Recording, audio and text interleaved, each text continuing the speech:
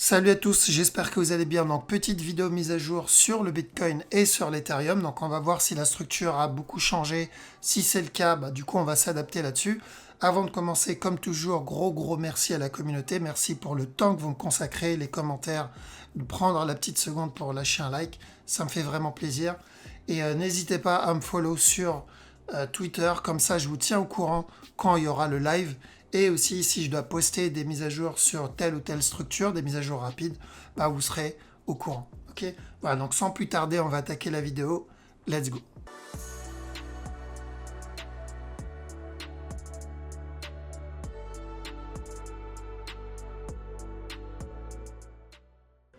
Alors, donc le Bitcoin. Le Bitcoin, si en 4 heures, la structure n'a absolument pas changé, alors on va juste prendre le petit stylo, hop, ici, voilà.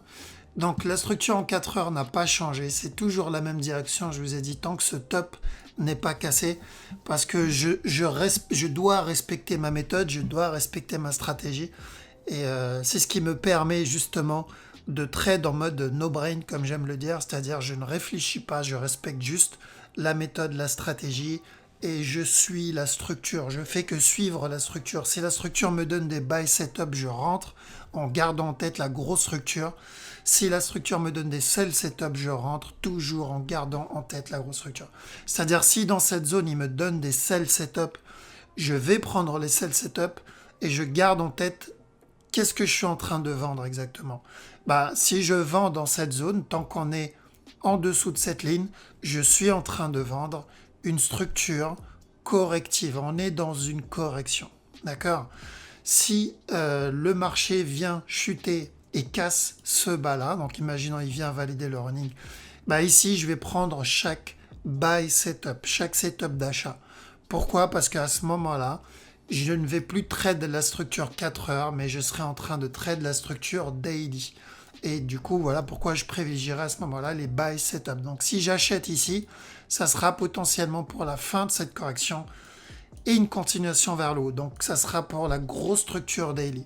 Et si je vends en petit time frame, donc si j'ai des setups de vente en 4 heures ou en 1 heure, en 4 heures, pardon, ça sera pour vendre la structure 4 heures. Et si j'achète en 1 heure, à ce moment-là, ce n'est plus aussi la même structure. Je suis en 1 heure ou 15 minutes, je suis en train d'acheter cette trend line, je suis en train de suivre cette tendance. D'accord? Donc toujours suivre la tendance. Si je regarde en daily, la tendance, elle est haussière. Donc oui, en daily, je vais chercher des buy setup à chaque fois que j'ai un setup. Si je regarde en 4 heures, la tendance, elle est baissière. Donc oui, je vais chercher des sell setup en 4 heures parce que je suis en train de trade cette correction qui est baissière. Et si je trade en 1 heure ou en 15 minutes, ici la tendance, elle est haussière. Donc oui, en 15 ou en 1 heure, s'il y a des buy setup, je prends les buy setup. D'accord? Idem si je vais en 15 minutes, donc ça sera une tendance haussière. D'accord? Donc il faut toujours être conscient de ce que vous êtes en train de trade et de la direction que vous devez prendre. D'accord? Donc c'est pas on rentre à l'achat en 1 heure ou à la vente en 1 heure en espérant choper la structure 4 heures ou D1. Ça ne marche pas comme ça. Et si vous faites ça, vous allez toujours vous faire avoir. D'accord? Là, je parle principalement traders. Les investisseurs, c'est différent parce que vous allez viser plutôt la grosse structure. Donc vous allez viser même limite le monthly ici. Même plus, j'ai envie de dire, parce qu'on est plus sur du fondamental que vraiment du technique en réalité. Donc vous allez prendre à chaque nouvelle correction de l'achat. D'accord? Parce que on est sur une tendance haussière. Voilà, donc on revient du coup sur l'analyse. Et on va retourner, alors c'était en 1 heure il me semble. Ouais. Donc en 1 heure, si je regarde la structure ici, donc hier je vous ai dit, c'est où il corrige, chute, au moins jusqu'à ce bas-là, pardon, pas celui-là, mais hop, celui-là, au minimum jusqu'à celui-là, où il retrace tout ce qu'il a fait. Et là, il y a des chances qu'on ait donc le départ d'une structure corrective qui m'annonce une continuation vers le haut. Donc comme celle-là, par exemple. Et là, actuellement, c'est vrai qu'il y a plus de chances pour avoir ce scénario que la cassure du bas. Donc maintenant, ce que je dois surveiller, c'est est-ce qu'il va me donner une correction, ici? Est-ce qu'il va revenir casser ce bas-là? Si c'est le cas, bah, on est potentiellement dans une structure corrective pour encore un autre push. À la cassure du top, si je prends les setups d'achat, je me protège, d'accord? Quand je dis protéger, c'est break-even. Donc je mets mon ordre en positif ou en flat, d'accord? Le but, c'est de ne pas perdre de l'argent parce que l'objectif du trader, c'est de préserver son compte pour pouvoir toujours avoir une opportunité de trade les prochaines structures. Parce que si vous avez plus d'argent, si on n'a plus d'argent, bah, peu importe le nombre d'opportunités que vous avez, ça sert à rien. D'accord? Donc tant que vous avez de l'argent, c'est une bonne chose parce que même si, dites-vous que louper une opportunité ne veut pas dire vous êtes en train de perdre de l'argent. D'accord? Parce que vous avez loupé des milliers d'opportunités. D'accord? Là, il y en a eu beaucoup. Là, il y en a eu beaucoup. Là, il y en a eu beaucoup. Il y en a encore et il y en aura dans le futur. D'accord? Donc, ne pensez pas parce que vous avez loupé une opportunité que ça y est, vous avez perdu de l'argent. Non, dans ce cas-là, vous avez perdu des millions d'euros si on doit compter toutes les opportunités que vous avez loupées dans le passé. Mais vu que vous ne tradiez pas, la majorité ne tradait pas quand on était dans cette zone. Pourtant, il y en a eu des opportunités dans cette zone. Regardez. Il y en a eu là-dedans. Correction de l'achat. Mais beaucoup ne tradaient même pas à cette période-là. Mais on n'est pas plus dégoûté que ça d'avoir loupé cette opportunité. Pourquoi on doit l'être là-dedans? Parce qu'après cette opportunité, il y en a eu en interne, il y en a eu ici.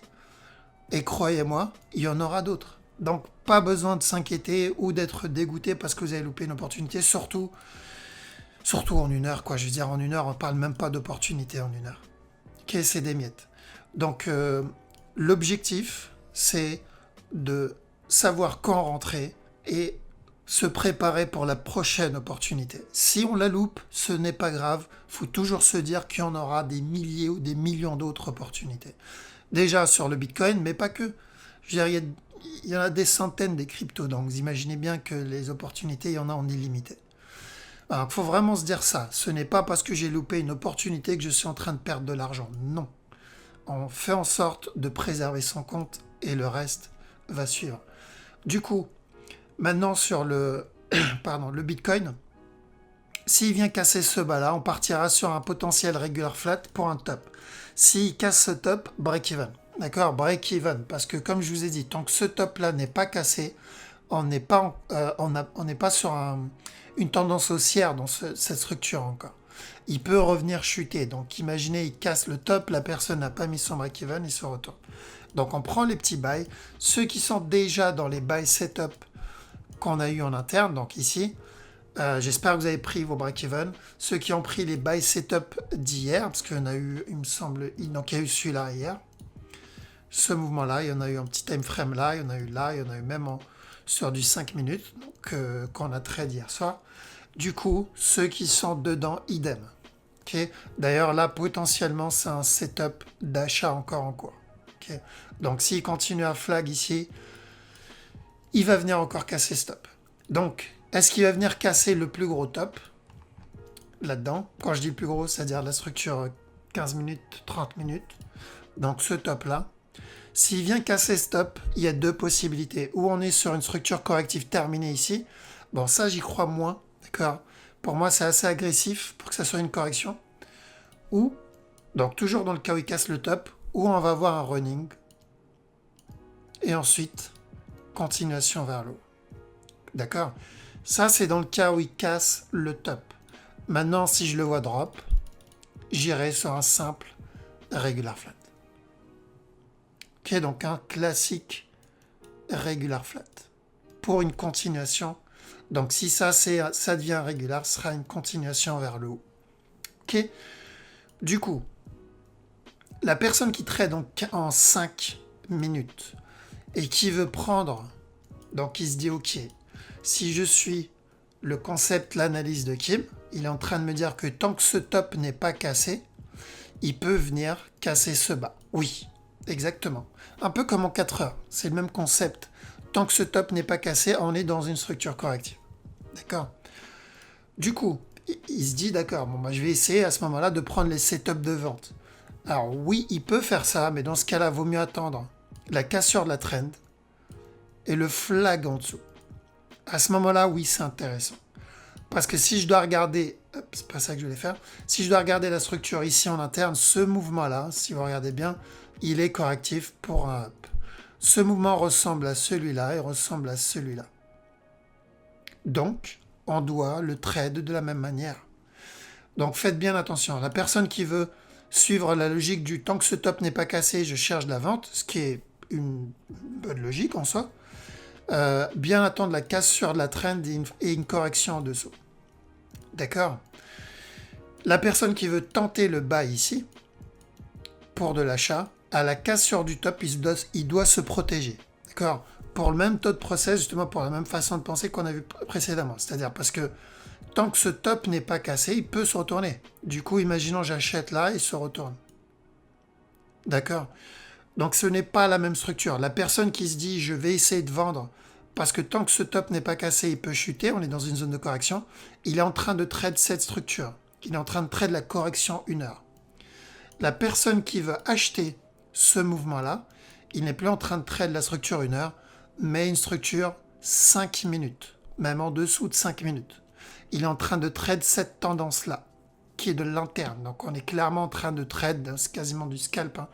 On est clairement en train de trade une structure 3 minutes ou 1 minute. D'accord? Donc ce n'est pas la même chose. Comme j'ai dit au début, toujours être conscient de ce que vous êtes en train de trade. Si j'achète ça, je sais que je suis en train de trade une structure 3 à 1 minute. Ok? Voilà, donc ça c'est pour le Bitcoin. Donc j'ai essayé d'aller en petit time frame parce que de toute façon en 1 heure ça n'a pas trop changé.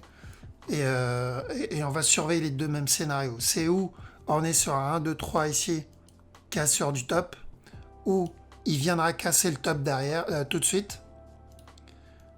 Et on peut avoir un running pour venir casser le top. Mais je garde bien en tête, comme on l'a vu sur la petite time frame, tant que ce top n'est pas cassé, c'est toujours la même direction. Donc ceux qui veulent vendre en 4 heures, ben, il faudra surveiller la cassure du top. Ceux qui veulent acheter en 1 heure, ici, dans cette zone, va falloir attendre une correction ici. Donc correction là-dedans. Ceux qui veulent vendre en 15 minutes, pardon, va falloir attendre la cassure de la trend et un flag ici. C'est du 15 minutes.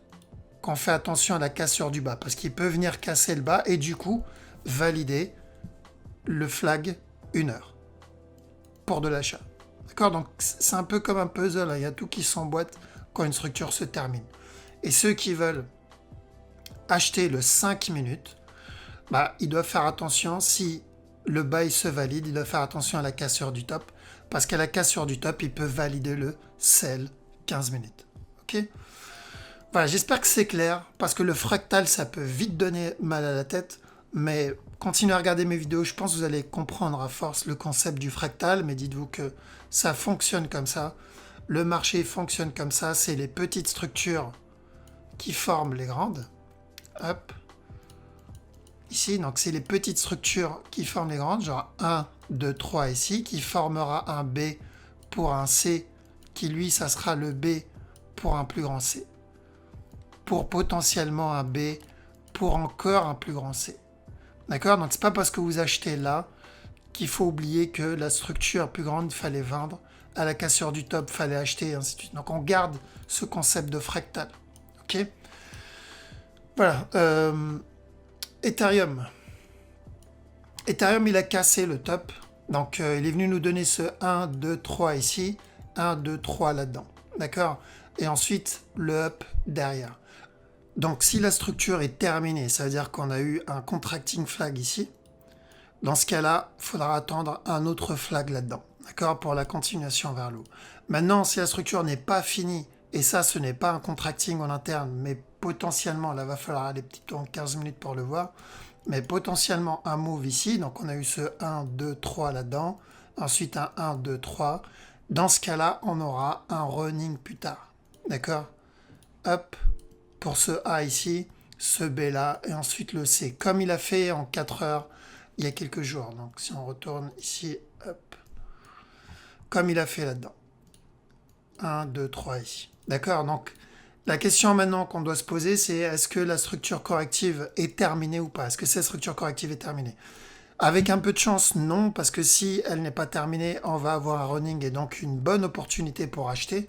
Maintenant, si on le voit faire un flag, si vous le voyez donner un flag comme il a donné ici, donc là on est encore en 1 heure, comme il a donné ici en 15 minutes, ici ou là-dedans, dans ce cas-là, on est sur un mouvement fini ici, ok, pour ce 1, 2, 3.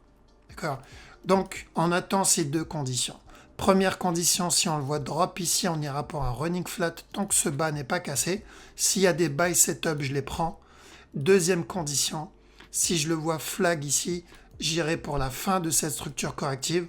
Et dans ce cas-là, je continuerai à acheter. Et à chaque nouveau plus haut, je dois me protéger. Ça, c'est un point très très important. Donc, je dois mettre le break-even. Parce que je ne peux pas savoir jusqu'où il peut monter. Tout ce que j'ai à faire, c'est rentrer quand il y a un setup. Je me protège à chaque nouveau plus haut. C'est tout. Je rentre et je me protège. Donc, si vous avez des setups d'achat, on est dans une tendance haussière. On est dans une tendance haussière. Donc, l'objectif, c'est de faire du trend following. Trader, il doit suivre la tendance. Faut pas avoir peur d'un top. Parce que souvent, il y en a, ils ont peur du top. Parce qu'on est dans un top, ils se disent, bon, je ne sais pas quand ça va se retourner, je préfère pas rentrer. Quelqu'un qui trade sur du très long terme, swing, bon, il s'en fout. Quelqu'un qui trade sur du court terme, je comprends qu'il ait peur. Mais il faut pas. Il faut pas avoir peur de la structure. Tant que le management est bon, tant que quand on rentre, donc exemple là-dedans, la personne qui a tenté de rentrer ici, suite à ce flag, une fois que ce top est cassé, il se protège. Comme ça, si le marché se retourne, il est tranquille. Donc tant qu'on a un bon management, pas besoin d'avoir peur des tops.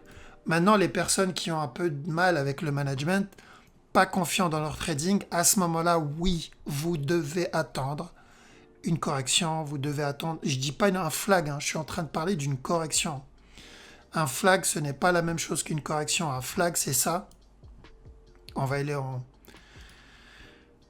en daily, si on peut trouver, hop, voilà, si je dois regarder en daily, ça c'est un flag, ça c'est une correction.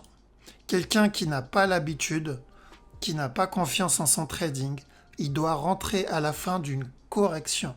D'accord? Donc dans cette zone, il prendra les flags parce qu'il prend au plus bas et du coup, il aura le temps de manager. D'accord? Il aura largement le temps de manager. Maintenant, quelqu'un qui a confiance en son trading et il sait ce qu'il est en train de faire et il sait manager, il peut prendre les flags. D'accord? Et à chaque nouveau plus haut, il se protège. Parce qu'encore une fois, il ne peut pas savoir. Le marché peut monter, ne pas casser stop, se retourner, donner un nouveau plus bas avant d'exploser. Une structure corrective peut durer longtemps. Donc, ceux qui ont de l'expérience dans le management, n'ayez pas peur des tops. Okay, c'est très simple, vous tradez les flags 1 heure ou même plus petite time frame. Donc nous, on tente les flags petite time frame ici. Des opportunités, on a eu 1, 2, 3, 4, 5. Et je parle même pas des petites opportunités en 1 minute ou en dessous. Là, ici, on a eu. Là, ici, on a eu. Mais on doit se protéger du coup dans la time frame dans laquelle on est en train de trade. Si on prend un flag 1 heure, il faut se protéger dans cette structure, comme je l'ai expliqué sur le Bitcoin précédemment. D'accord? Donc on surveille running ou contracting. Est-ce qu'il va drop ici? Dans ce cas-là, on cherchera une continuation tant que le bas n'est pas cassé. Ou est-ce qu'il va flag ici? Dans ce cas-là, on prend et à chaque nœud plus haut, on protège le trade. C'est toujours une tendance haussière pour le moment. En 15 minutes, c'est le cas. En 1 heure, c'est le cas. En 4 heures, c'est le cas. En daily, c'est le cas, mais on doit faire attention parce qu'en daily, on peut avoir une correction à tout moment. D'accord, voilà pourquoi on trade ça en petit time frame et on se protège à chaque nouveau plus haut. Ok? Voilà, donc on va arrêter la vidéo ici. De toute façon, comme vous l'avez vu, le marché n'a pas vraiment bougé. Il est juste en train de développer un des scénarios qu'on a vu hier. Faut le laisser se développer. Les traders court terme, n'ayez pas peur de prendre les setups quand vous en avez. Pour le Bitcoin, n'hésitez pas à revoir la partie Bitcoin pour savoir comment réagir par rapport à la time frame et la structure que vous êtes en train de trade. Sur ce, je vous souhaite à toutes et à tous une bonne soirée. Je vous dis à la prochaine. Ciao.